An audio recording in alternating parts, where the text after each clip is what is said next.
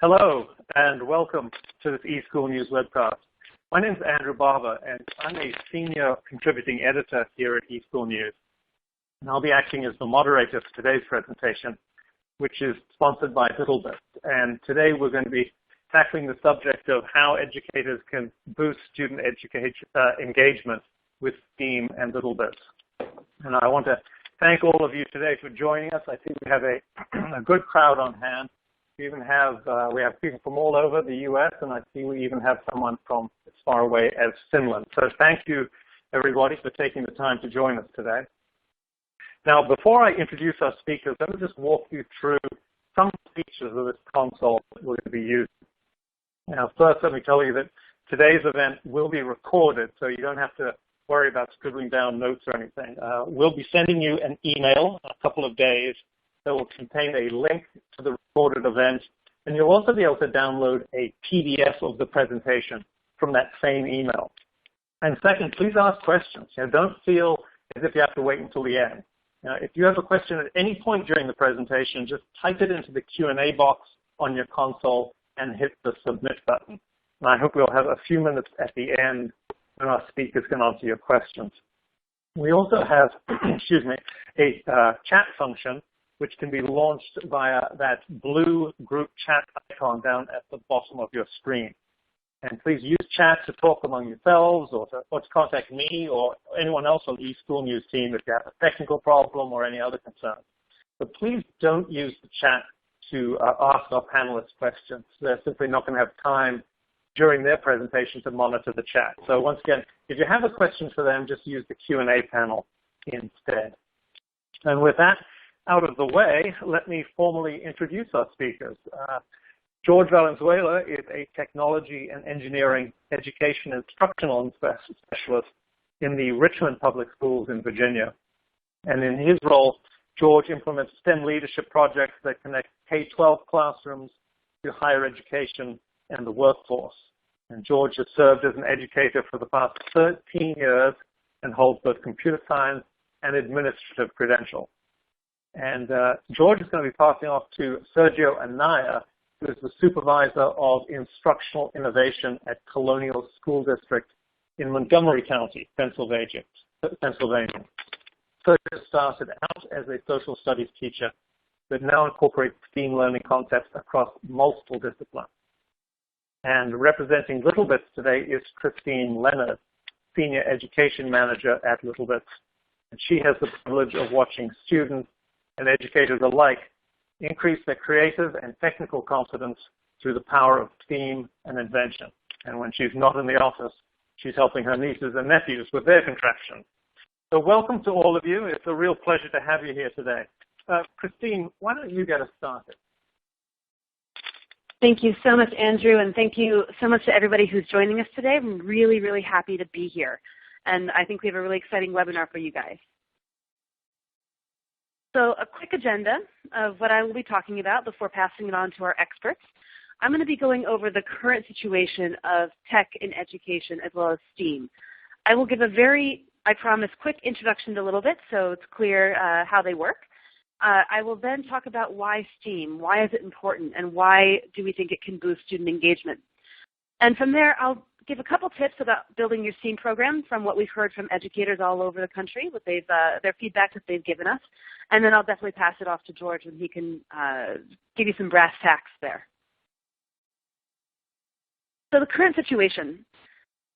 Technology is being produced and adopted into our lives at a staggering rate. And I don't need to tell you guys, you're educators, kids have access to amazing technology, devices, you name it, they have access to it. But at the same time, there's a real low-tech understanding among the youth, and adults as well, to be fair. We use it, but we don't understand how it works. And at littleBits, we don't think that's acceptable. And at the same time, the barrier of entry to technical fields, STEM, STEAM, is too high. Girls, students of color, and low-income students have persistent achievement gaps in STEM. And compounding that, the jobs of tomorrow are going to require creativity and innovation, and we need to prepare them for that. And at the same time, students are being asked to work on problems that really have little relevance to their lives. We're telling them, learn math because in 10 years it's going to be important to you. That doesn't resonate with somebody who's 10 years old or 13 years old, or to be fair, 30 years old.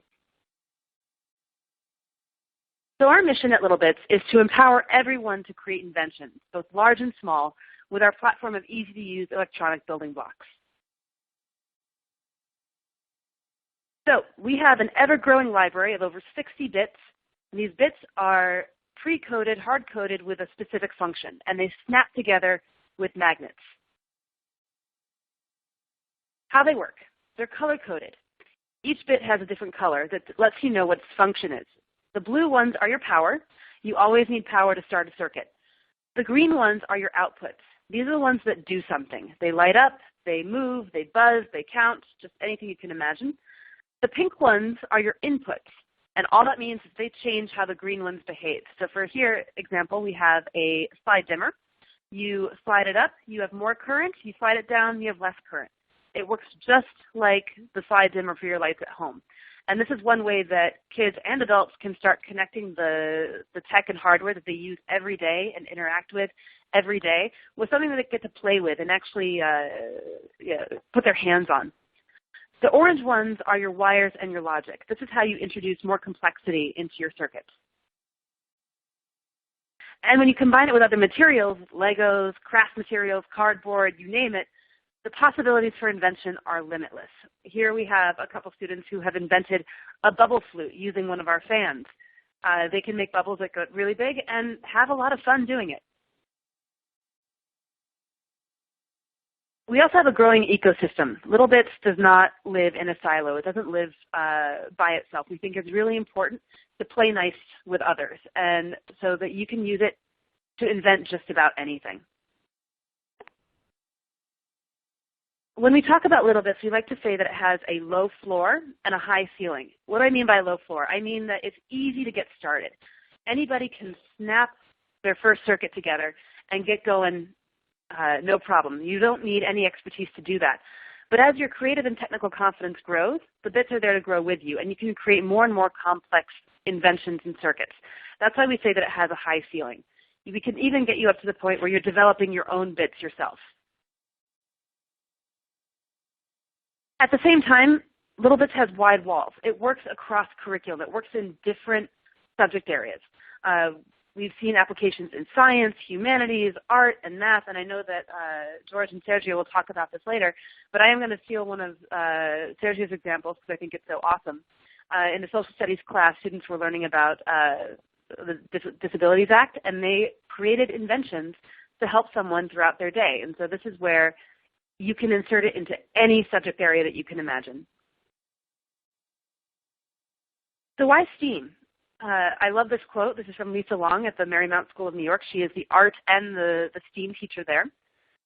Sometimes people think STEAM just means adding paint to science projects. It's not. It's about mixing the left brain and the right brain, making the study of math and science more visual and creative, and seeing things more openly. And that just crystallized what STEAM means to us. We think of STEAM as a mindset. It's not a collection of subjects.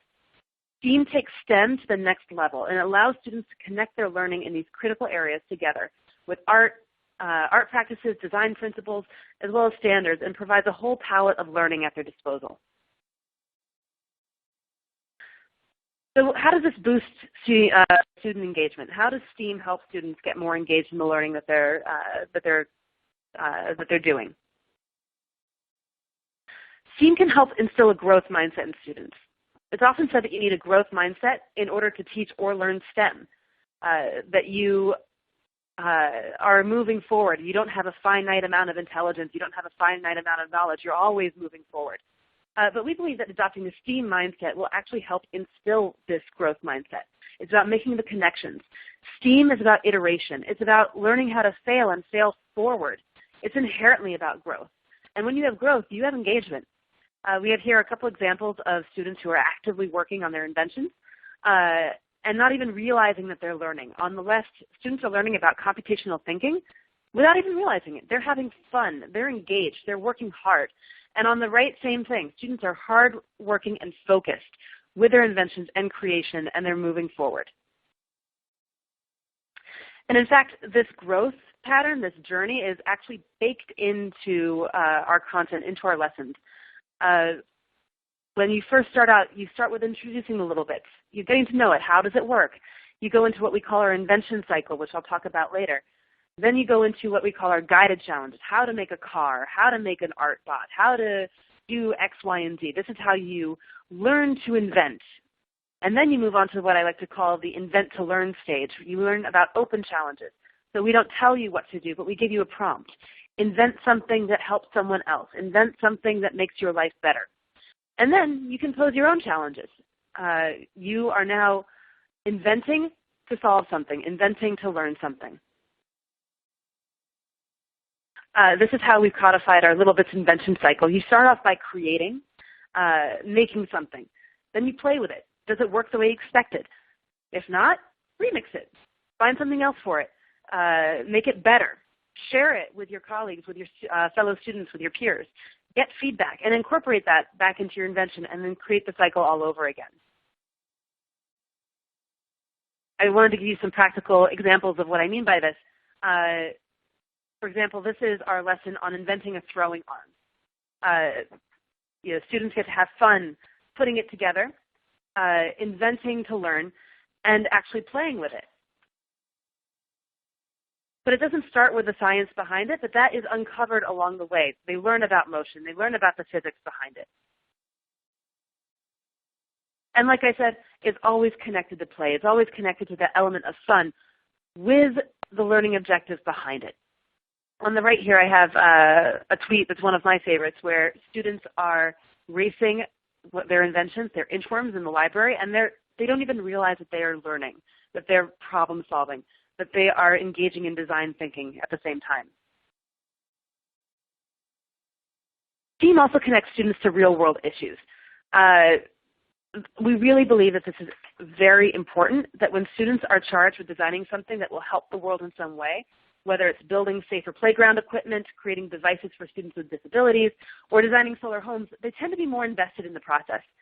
The photo on the left is from the Browning School. The students were in a 9-week entrepreneurship unit where they had to create inventions, test them, iterate on them, and at the very end of the unit present it to local businesses who came in and were acting like a Shark Tank panel, and they got feedback. And this is also an example of bringing the outside in, and students engaged all the way. On the right, we have a 6th grader. She was inspired by bat sonar, which is just amazing to me. She invented a contraption that as you approach an obstacle, the sensor picks it up and it buzzes. And she imagined that you could use this invention to navigate in the dark, or if you had sight issues, you could use it to navigate your world. And I just thought that was really amazing. And this was something that she tackled that was important to her. This guy is Max. He's one of our favorite inventors here at littleBits. He was really upset to learn that over 1 million cats every year are euthanized in shelters across the United States. He's a cat guy. And what's amazing about this is he started asking why. Why is this happening, and what can we do about it?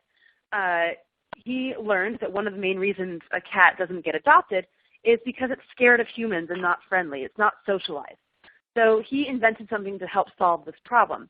When a cat approaches its feeder, it triggers a sensor, which triggers a speaker, and that plays human voices. And the cat starts to make the connection between the pleasant experience of eating and human voices. And we were just tickled to death when we saw this invention, and we're also very happy to learn that he won the science fair with it. The examples I just gave are examples at the top end of the littleBits journey, where you are attacking prompts that we give you, creating invention around a prompt, and then solving your own issues, thinking about what's going on in your world and inventing something to learn about it, to challenge that.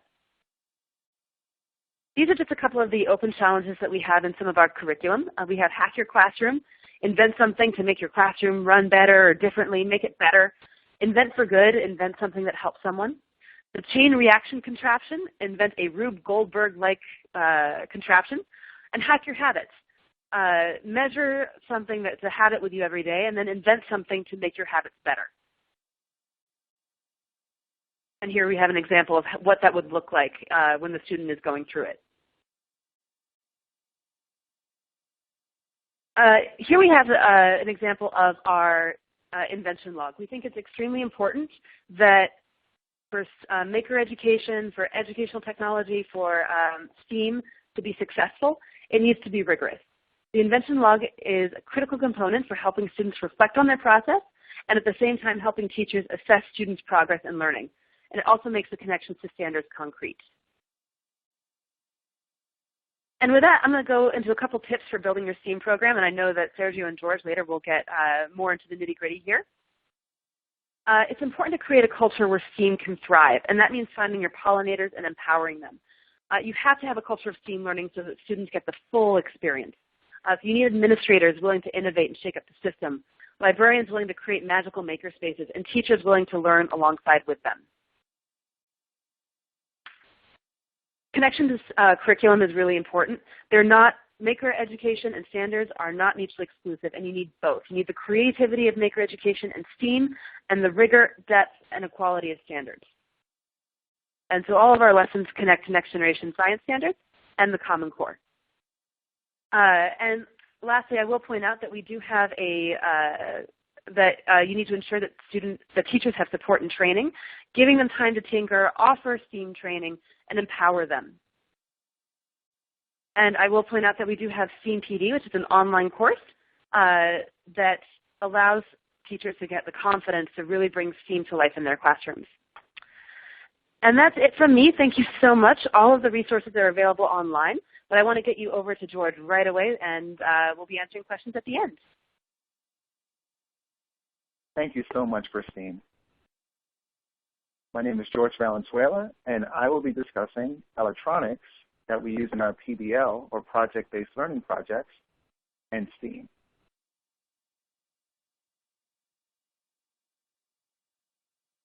I currently serve Richmond City Public Schools as a supervisor for technology and engineering education. I am also a national faculty member of the Buck Institute for Education, or BIE.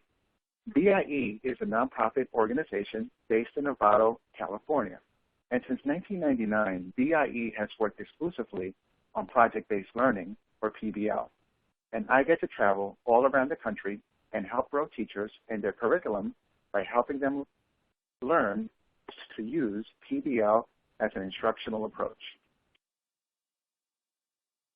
BIE also offers educators various other services, like publications and an awesome website with free resources, including a project search engine. For our listeners, I recommend bookmarking BIE.org.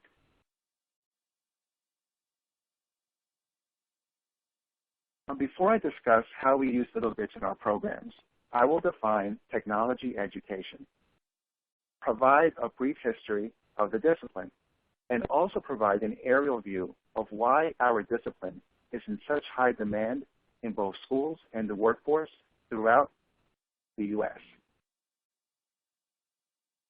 There are many accepted definitions for technology education, and for our purpose, I have chosen the definition by the International Technology and Engineering Educators Association. Technology education, or tech ed, is often confused with instructional technology. Although these are two very different disciplines, it is important to note that instructional technology should be used by all educators in all subjects to augment instruction. Please take a moment and read these definitions.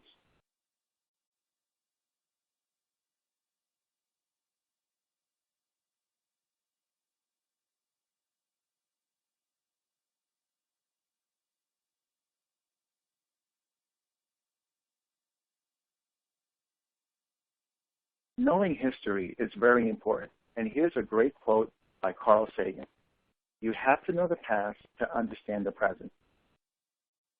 Tech ed has really evolved over the past 2 centuries, and due to enhancements in both our curriculum and the use of technologies, so has our name and also our practices, as you can see here.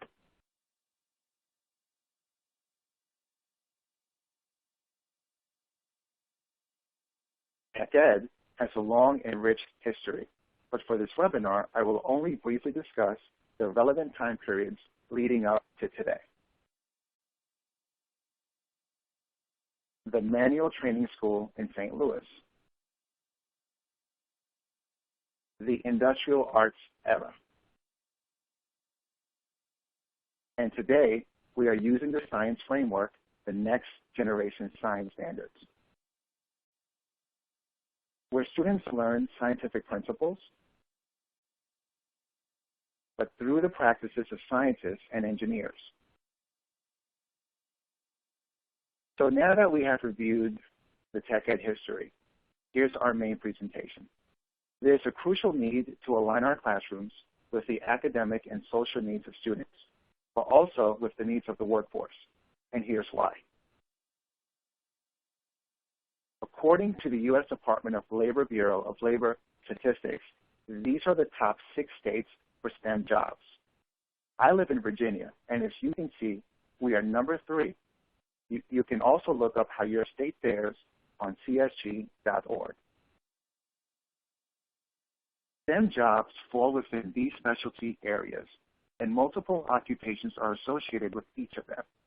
Secondary and post-secondary tech ed and CTE programs prepare students for many of these jobs and are essential to creating the workforce throughout the United States.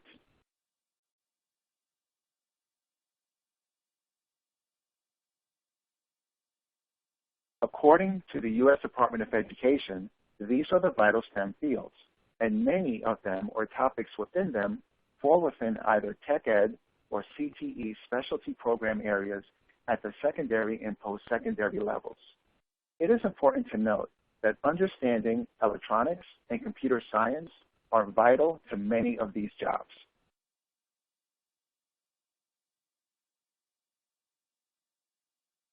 To prepare our students for these careers, at Richmond City Public Schools, we are focusing on experiential learning, which is learning by doing and also reflection for metacognition. In the classroom, we're doing projects with sustained inquiry, which is an iterative process where students ask questions and collect data to solve problems. Using a systematic approach to measurement, observation, experiments, engineering design, the fine arts or STEAM, and now design thinking. Design thinking is from the good folks at Stanford University. And I really like it because we lift the constraints from students and allow them to ideate or brainstorm and prototype and make solutions that really matter to them and our community here in Richmond. This is a Virginia STEM pipeline, and it begins in elementary school with children's engineering. We are not a Common Core state, but have our students master the Virginia standards of learning. As you can see, our children need to learn and use electronics at a very young age.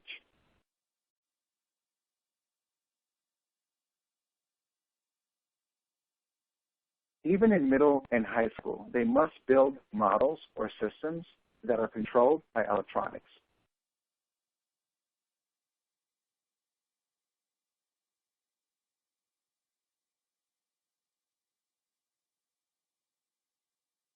Model making is a student performance in art, science, and also tech ed. In art is where you have your STEAM connection. However, model making is also supported by the bolded content areas.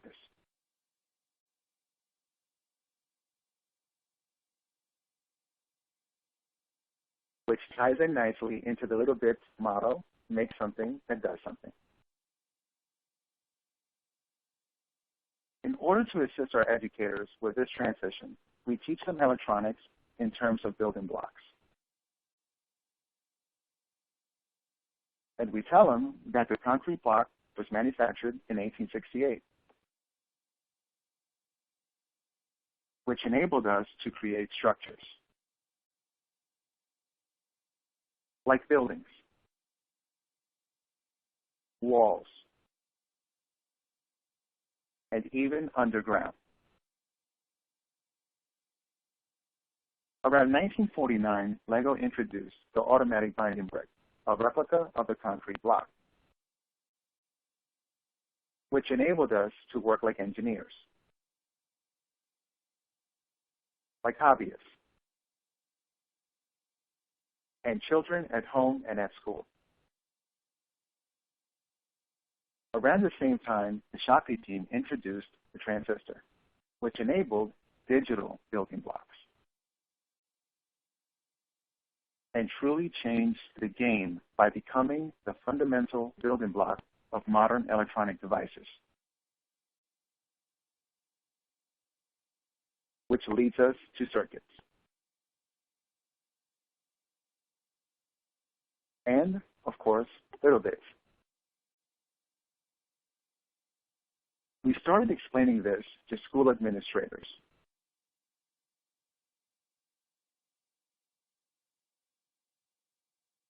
And also held workshops for teachers using our STEAM kits.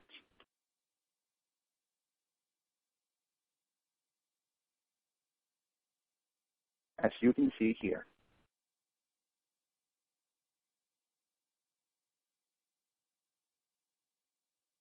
And we provide them the STEAM kits and activities to include in their lesson plans.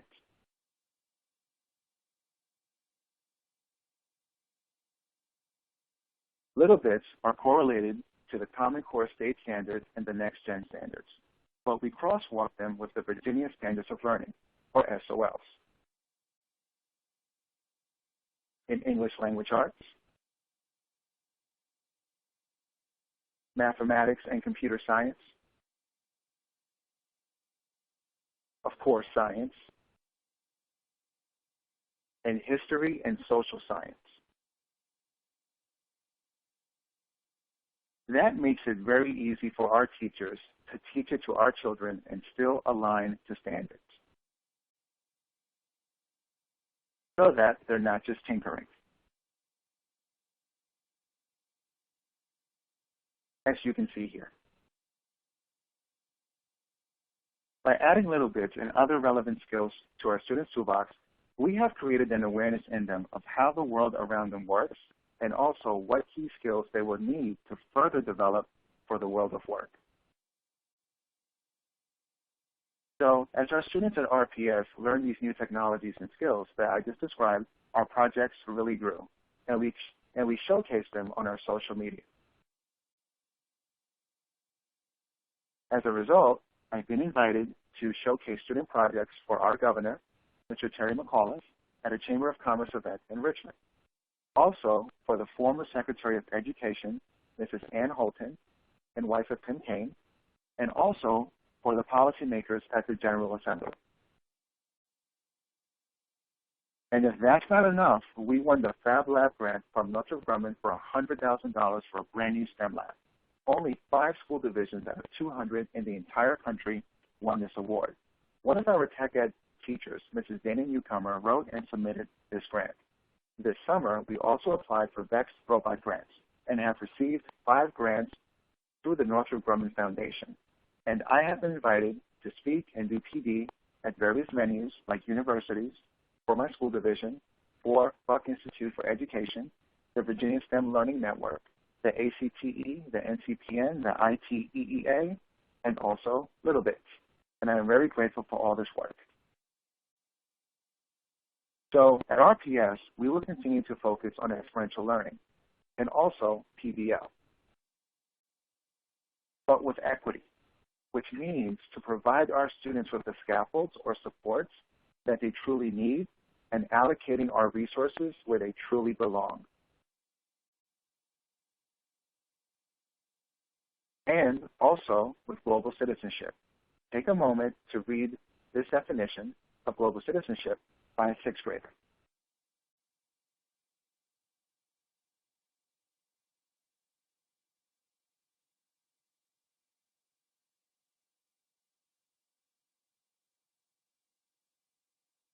We are working hard this coming school year to ensure our projects use all the great skills in tech ed, CTE, and also academics.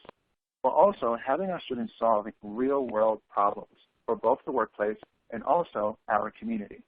We will tackle projects that address filtering water, pollution, making safe homes for the homeless, and to prevent bullying. If anyone has any questions or comments, here's my contact. And if you want to see our projects, check us out on Twitter. That's my handle.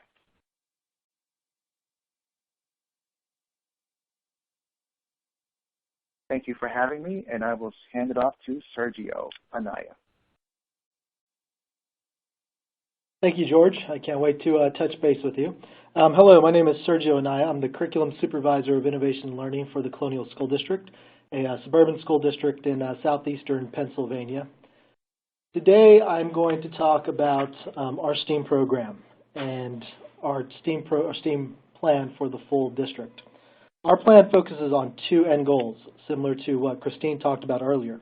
The increase the percentage of students in future-ready internships, and number two, increase the percentage of underrepresented students choosing STEAM careers. We plan on doing this by focusing on the following: establishing solid and attainable career pathways 6 through 12, developing a sustainable K-12 model, which today I will focus on the T, E, and A of STEAM when I highlight our information technology curriculum, developing a K-12 STEAM continuum or rubric so our teachers know where they fall within that continuum as they are teaching, similar to the SAMR model, and establishing more partnerships with the community, higher ed, and industry. About 3 years ago, we realized we had a problem when a cohort of kindergarten students walked into our technology labs and started to touch the monitor and asked, how come these things aren't working? And then when they looked at the wired mouse, they had no idea what that was because they had never seen one before. So at that point, we knew it was time that we were not programming and preparing students for future-ready skills, or even the technology that they readily had at home. The first thing we did was reinvented the instructional space. We wanted the space that was mobile, open, and provided plenty of space for collaboration, creativity, and innovation. We opened up the spaces. We brought in mobile devices such as iPads and laptops, and we really wanted to make sure that the students had an environment where they could really be creative. The next thing we did is we focused on our information technology curriculum. We threw away the technology curriculum that was already in place, and we created a new one focused on coding and programming, creativity and design, robotics, with the focus of truly making interdisciplinary connections as the students learn the skills in each of these areas.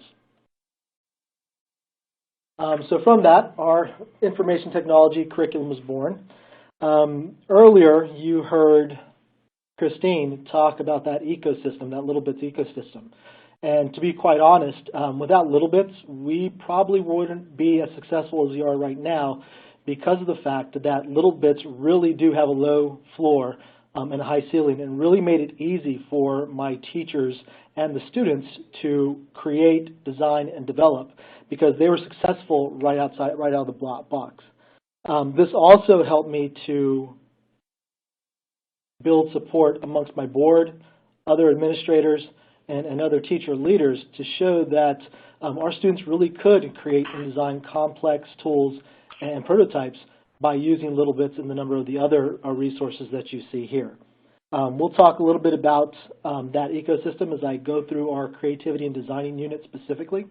In our creating and designing unit in kindergarten, students are introduced to simple circuits using conductive tape and conductive ink. They build on that as they move into first grade as we focus on 3D printing with our Bakitos and our D's makers and 3D modeling using the Morphe app.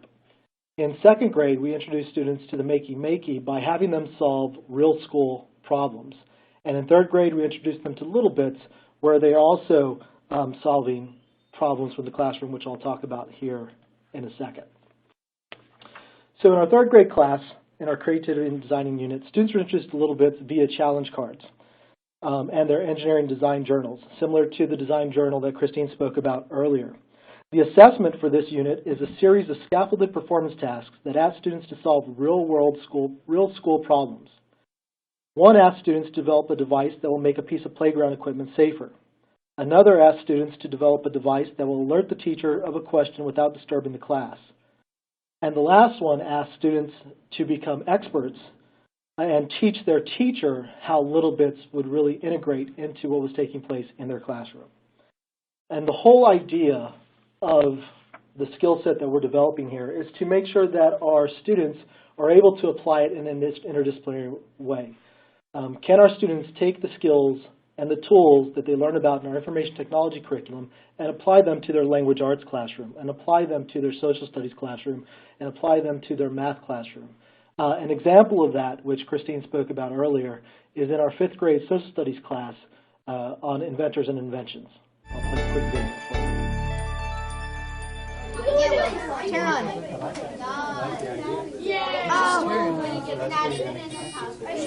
In social studies class, 5th graders at Colonial Elementary School recently made things that buzz, spin, or light for a unit titled Inventors and Inventions.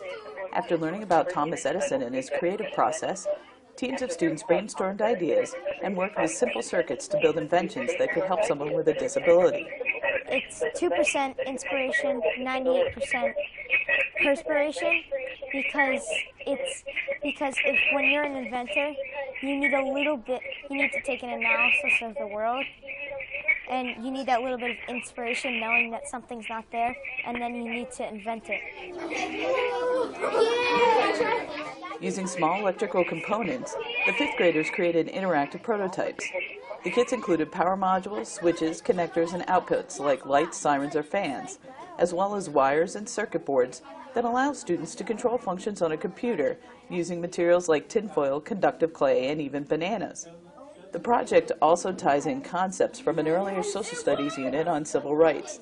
The civil rights unit explained issues like women's suffrage through the Seneca Falls Convention of 1848 and race relations through a study of Martin Luther King.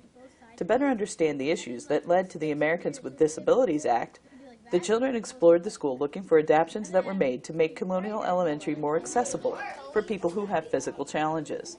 That helped give the students a starting point for generating ideas that would become their inventions. Sawyer, a 5th grade student in Mr. Grimes' class, was inspired by a friend of hers who can't move her fingers. We thought about like a keyboard for people that can't control their hands that much. The keys are really, really small for them to, there's not much of a range for them to hit the keys. So we decided to make an enlarged keyboard. Other prototypes produced in Mr. Grimes' class include a signaling system for travelers on an airplane, a wireless system where you can turn on and off lights and a fan from a bed, a door that opens after stepping on a sectional floor, and a pulley that can help a wheelchair up a ramp. It's exciting because you're coming up with these inventions instead of learning about Thomas Edison in textbooks. It's more fun doing it yourself. I'm Kim Newell, and this has been a Teachable Moment.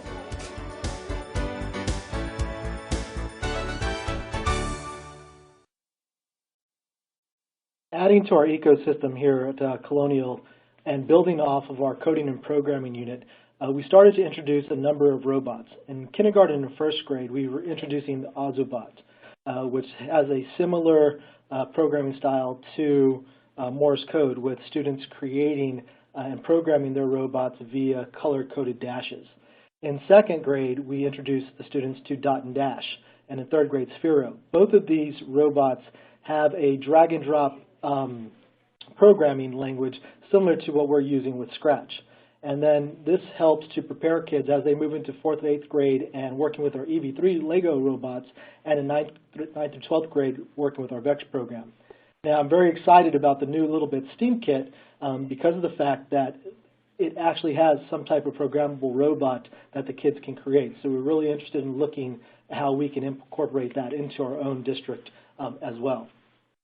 Also, we just conducted an audit with the Computer Science Technology Association where they identified our elementary program as having a very solid foundation for teaching computer programming to our kids. It's my personal belief that computer programming and the programming language is one of the key critical languages our kids will need to become future ready. As we moved to our middle school, a new schedule allowed us to develop a game design pathway that we implemented in our information technology curriculum, which some of you would call your business curriculum or your instructional technology curriculum. This also helped us redesign our tech ed program to focus on engineering robotics and restructure our art department to offer courses more in industrial design. You'll see our game pathway again later in high school. We really wanted to introduce students to this pathway to get them excited about STEAM-type electives So when they moved to the high school, they were able to push it further. So in 6th grade, we introduced our students to arcade game design. By 7th grade, games from U.S. history, storytelling in games, and then programming with GameStar Mechanic. And then 8th grade, making mobile games, designs, startups, and coding with Game Maker. Also embedded in our middle school program is a project-based learning initiative where we're making sure that we're interdisciplinary working with 2 departments. In our Tech Ed and Art department, the project they worked in was called Project littlePad. It came about when one of our teachers' children were in the hospital and they were attached to an IV, and the child would have to take the IV around. So the Art department and the Tech Ed department created what they're calling littlePads that would attach to the bottom of the IV so the kids could ride around on their IVs instead of walk around with them. And so the Tech Ed department would create the form, cut it out, and the Art department would decorate them, and then we gave them to a number of local hospitals. Another project that's cross-disciplinary or interdisciplinary is with our information technology curriculum and our Tech Ed department is Project Keytar. Project Keytar was set up so that the students could create musical devices that students with disabilities could use in either band or orchestra to make those 2 areas more accessible. So this project is currently underway, and I can't wait to see what our students design. At the high school, we also created a new schedule, and that schedule allowed us to really develop STEAM-based electives. A number of those STEAM-based electives include an Honors Innovation Studio in which students who get to this capstone course actually meet with community members to identify engineering problems they may have, and then the students design and develop, and working with that community member, design a solution for their problem. A fine metals course in our art department as we move them more from a fine arts program to an industrial design program. 3D design for production, an electronics course in our science department, infectious diseases, food and chemistry, honors intro to engineering, product design 1, ceramic tech. As you can see, we're really pushing this specific department to reinvent itself.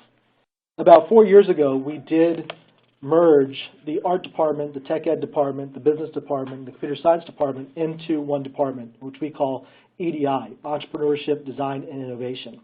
We did this because when we went to visit Merck and when we went to visit 3M, anytime a product was launched, all of these different departments were there at the start.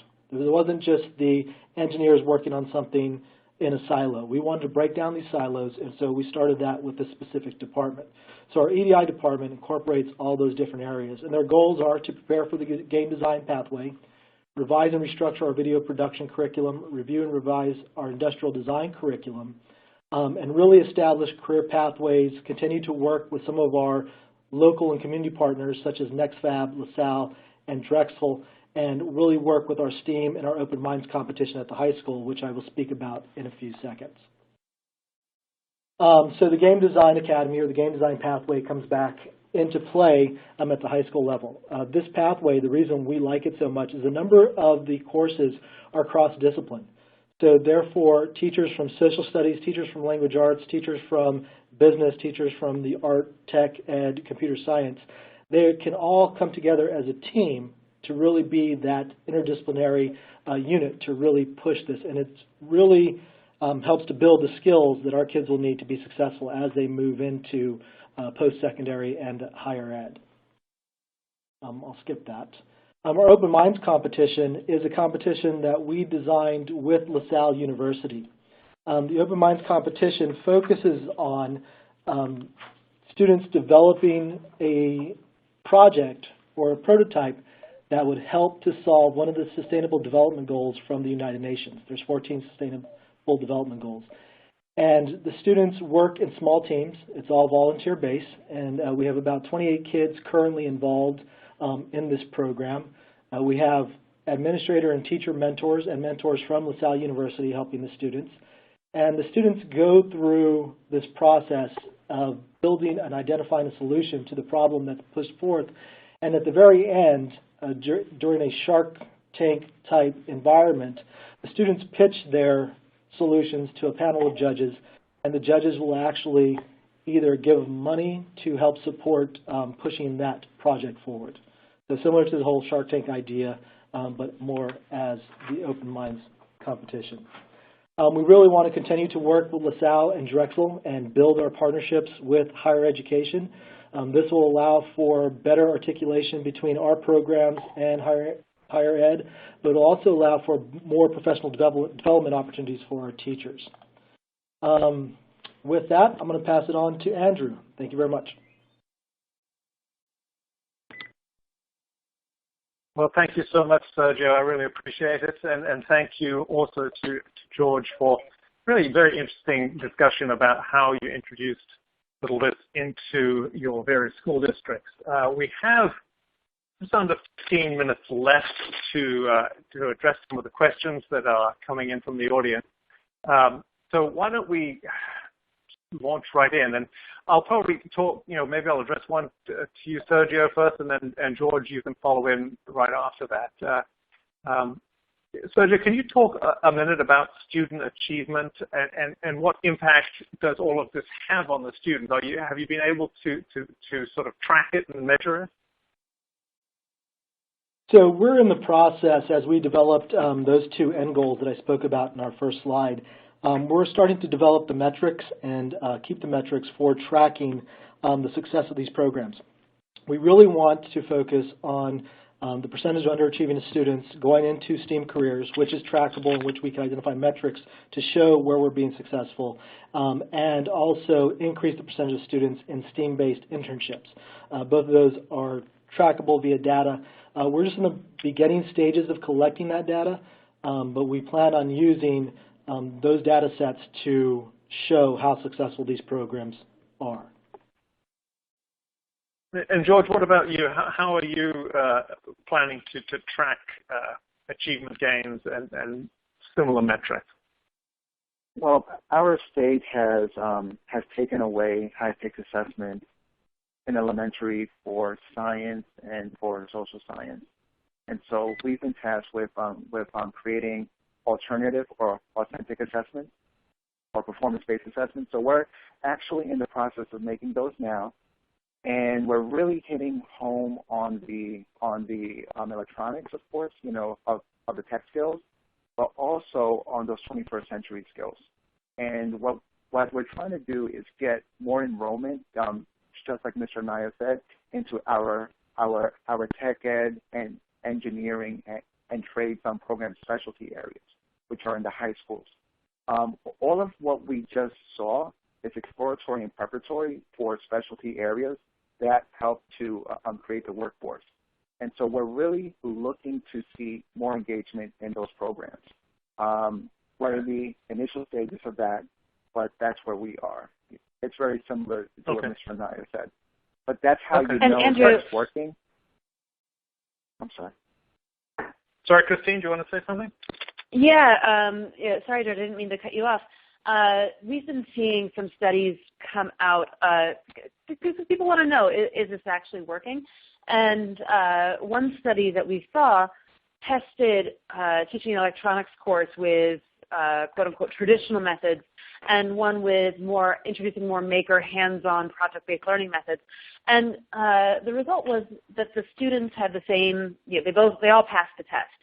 Or the assessment right after that. But after that, the students who had a chance to use their hands, have the project-based learning method, were more engaged. They wanted to keep learning. They wanted to keep the lines of inquiry going. And I think that's one of the big takeaways for us, and that's really exciting to see. Okay, great. Well, thank you. I mean, so this all comes to the point of having this kind of verification. Obviously one of the key challenges for any school district going forward is getting, administrators to buy in and that this is something that they should pursue. So, George, let's come back to you for start. How did you get your administrators on board to do this? Can you talk a little bit about the strategy you pursued? Yeah, so I was at a Maker Ed and Technology and Engineering conference at UVA about 3 years ago, and I met this guy named Chad Ratliff, who's very big into maker education, and I approached him and I said, "Sir, I feel like I'm really, really smart and I know a lot of good stuff, but no one's listening." And so he said to me that folks don't really care how smart we are. They want to see results. So he took me into a session where he moderated a discussion between 3-4 teachers, interdisciplinary project, and a student. And he said to me, if you can get children, sort of like how Sergio had in his video, if you can have children talking the way we talk, it's money. And then he said, if you do that, and also social media, if you go every day, every week, and you showcase what the students are doing, you will never have to prove yourself after that, because they'll see the results, and then you'll get your economy to work in the way that is best for our students. And so I did a lot of social media. Our school division really got behind it, and that's what enabled me to do my work. Okay, great. Sergio, do you have anything to add to that? Yeah, my position gave me a little bit more autonomy, but my stakeholders, such as my board and my superintendent and my director, basically I worked on the premise of create and ask forgiveness later. And we really had to take some risks, because if this was not successful, then I would be the only one responsible for its failure. But exactly what George said is that one thing I push for my teachers is, like, we're putting a lot of money into your programs. We have to see product. And we have to see the kids, not from the teachers themselves, because any teacher can come up with a product. We got to see student product and student resources to show to our board and show to our admin. And once we started to see that product, admins quickly got on board, and now this is really the core push for a full STEAM initiative here in the Colonial School District. Okay, great. Well, now I'm just going to transition to obviously the logical conclusions. That is then switching to getting teachers involved and preparing and training teachers and getting them to buy into it. What are your thoughts, and we'll stick with you, Sergio, on the best way to prepare staff to incorporate and utilize STEAM learning? You know, it may not be even close to their expertise. One of the easiest ways, littleBits by themselves, before they had their professional development courses, like I said, you take them out of the box, you click them together. If you have an imagination, you can create something. And what made littleBits so easily available and ready for my teachers is that the kids could work with them with very little, if any, supervision or teaching. But then littleBits came out with their STEAM professional development courses, which I make all my teachers take, and even my librarians, to prepare them for innovation. And those have really helped to spur and support my teachers with specific skill sets when implementing STEAM-type concepts in their classrooms. Okay. And George, can you talk a little bit about how getting teachers on board in Richmond? Yeah, so one of the most challenging things was introducing electronics to adults. It's actually harder to adults than to children. And so that's why in my slides, I kind of showed how we use an instructional scaffold that is called relating back to previous knowledge, which I used on building blocks. Well, when we did that and we explained it that way, and then we used the STEAM kids and we allowed them to tinker, and then to see how it could be crosswalked with our standards of learning and in the lesson plans, and they became sort of like facilitators in the classroom, it became an easier sell. And when we did that, then it was very easy to make a tie-in into our specialty programs, and also into maybe creating their own circuits with students in our digital electronics class. And so the biggest challenge was just eliminating that fear. And I can honestly say, if it weren't for littleBits, I don't know how that would have happened. I really have not seen anything out there that is so powerful that the circuits are already made. There's no need for any of the components or the breadboards or the wires or the LEDs. It's already done. And so when that happens, it produces engagement, and engagement leads some of the students to want to learn more. And then that's where they can get into those specialty programs. And so I find it as a powerful tool for exploring and preparing our students. And if I can add to this, when I saw the value of littleBits, our students actually do presentations to our school board and take them through the challenge cards, and parents as well. But when I really saw that high ceiling was when I was in Drexel's Game Design Academy with graduate level students, and they were working with littleBits and the more complex littleBits to design prototypes. I knew that when I invested in the littleBits, that they would have a strong return on investment later on down the road. Mm-hmm. Well, it sounds for both Sergio and George, it sounds for you that littleBits has been a tremendous success. I just want to go back to when you first, took on the program and went with it. Was it smooth sailing the whole way, or what were the biggest challenges you had in implementing your program? I mean, where did you hit some bumps along the road? Sergio, why don't you kick off on that? Honestly, it was changing some teachers' mindset. The old business technology teachers were teaching Microsoft Word and Excel, and they believed their job was just to teach those types of programs. Getting them on board, which happened really quickly for them to get on board, but then also with building principals and administrators, and them not really understanding what it was we're doing, because what we were designing was something different and something they hadn't seen before. And when you're spending X amount on littleBits and 3D printers and makey-makeys and conductive tape and conductive paint, and nobody knows anything about it, it was tough to get the sale, but I believed in it. And once our students started to create and develop product, everybody jumped on board right after that. Okay. And George, do you have anything to add to that? Yeah, well, I just want to ditto everything that Mr. Naya said. Okay. But also, it's very important to note that you can cram for an exam, but you can't cram for a harvest. Like, a farmer can't do that. You have to hit it hard all year long, and because a farm, it's a natural system, And so the same thing goes with engineering design and with electronics and math and science. These are concepts that you can't just pick up and go. These are things that are learned through the senses. They are learned through experiences. That's what experiential learning is all about, reflection. And so, like my main advice is to take your time, but you have to start somewhere. So if you have those kids at a lower level in their reading and writing skills, start with tinkering and with playing around. But you have to really make sure that your assessments and that your rubrics truly are the follow-through of the standards. And when that happens, and when they see those types of connections and they're able to explain what they've learned, then you're going to see them innovate at a higher level and become interested in those specialty programs that will help them get employed one day. Mm-hmm. Okay, thank you. All right. Well, we have probably time for one more question. I'm actually going to address it to Christine, because I imagine that you deal with a lot of school districts and a lot of schools all over the country.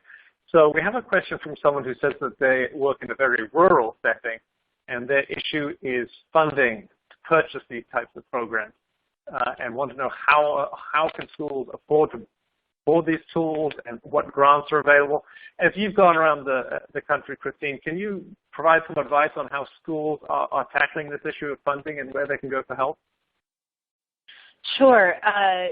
There are a lot of different funding sources out there, and we've seen schools individual teachers and librarians get very crafty and innovative with getting funding.